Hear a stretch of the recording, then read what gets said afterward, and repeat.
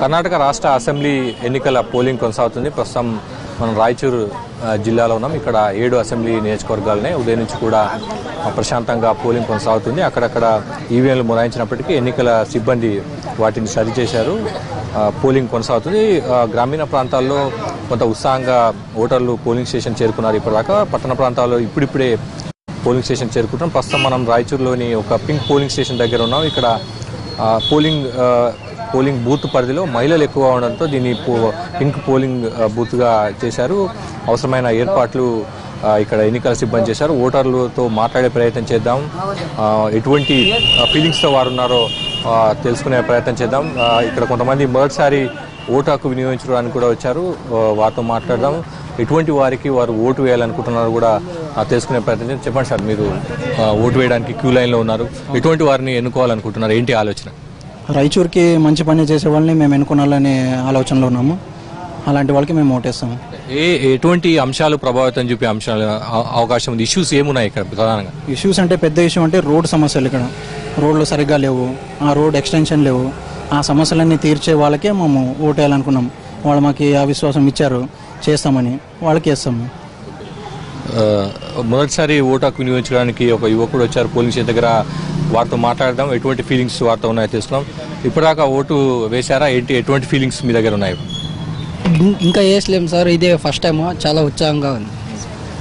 ఎవరు మంచిగా బాగా చేస్తారో వాళ్ళకి ఓటు వేస్తుంటా, అంతే సార్. ఎన్నికల్లో చాలా మంది వచ్చి ప్రచారం చేశారు. అప్పుడు ఏమనిపించింది? మొదటిసారి మీకు ఓటు వచ్చింది, ఓటు హక్కు వినియోగించుకోబోతున్నారు. ఎన్నికల ప్రచారంలో రాజకీయ పార్టీలు ప్రచారం చేసినప్పుడు మీకు ఏమనిపించింది? ఏం సార్, అదే అంత బాగా రోడ్లు ఎవరు చేపిస్తారో వాళ్ళకి ఓట్లు మంచిగా వేస్తాం, అంతే సార్. అభివృద్ధి, డెవలప్మెంట్ ఇష్యూస్ ప్రధానంగా వారు చెప్తున్నారు.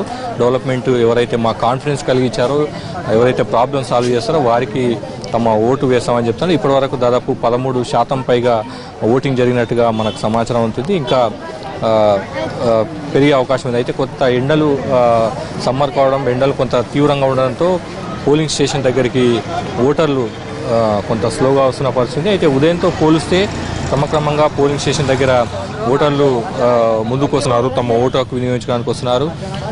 ఏ రాజకీయ పార్టీ వైపు మొగ్గు చూపుతారన్నది కూడా మనం చూడాల్సి ఉంటుంది. హోరాహోరీగా ఎన్నికల ప్రచారం జరిగింది. తామంటే తాము అభివృద్ధి చేసి చూపుతాము, ప్రజల కష్టాలు తీరుస్తామని రాజకీయ పార్టీలు హామీలు గుప్పించారు, మేనిఫెస్టోలో చెప్పారు. అయితే రాయచూరు జిల్లాలోని 7 నియోజకవర్గాల ప్రజలు, దాదాపు 16 లక్షల మందికి పైగా ఓటర్లు ఎవరి వైపు మొగ్గు చూపుతారు, ఎవరికి ఓటు వేస్తారన్నది కూడా మనం చూడాల్సి ఉంటుంది. మొత్తం మీద ప్రశాంతంగా పోలింగ్ జరుగుతుంది. పెద్ద సంఖ్యలో ఓటర్లు పోలింగ్ స్టేషన్ దగ్గర చేరుకున్నారు. వారంతా కూడా తమ ఓటు హక్కు వినియోగించడానికి ఉత్సాహంగా ఉన్నారు. సాయంత్రానికి పోలింగ్ శాతం భారీగా పెరిగే అవకాశం ఉందని కూడా ఇక్కడ స్థానికులు చెప్తున్నారు. సాయంత్రం 6 గంటల దాకా పోలింగ్కు అవకాశం ఉంది. ఎండలు ఉన్న నేపథ్యంలో ఎన్నికల సంఘం ఈ నిర్ణయం తీసుకుంది. ఓటర్లు ఉత్సాహంగా ఓటు హక్కు వినియోగించుకొని వస్తున్నారు. కొంత పరిశీలిస్తే గ్రామీణ ప్రాంతాల్లో ఉదయం నుంచే పోలింగ్ స్టేషన్ల వద్ద ఉన్నారు. పట్టణ ప్రాంతాల్లో ఇప్పుడిప్పుడే పెరుగుతున్న పరిస్థితి. అయితే ఏ పార్టీకి పట్టం కడతారు, ఎవరిని ఓటర్లు అంగీకరిస్తారని కూడా మనం చూడాల్సి ఉంటుంది. మొత్తం మీద రాయచూరు జిల్లాలో ఎన్నికలు ప్రశాంతంగా జరుగుతున్నాయి. కెమెరామెన్ నర్సింగ్తో కలిసి రాఘవేంద్ర, ఎన్టీవీ.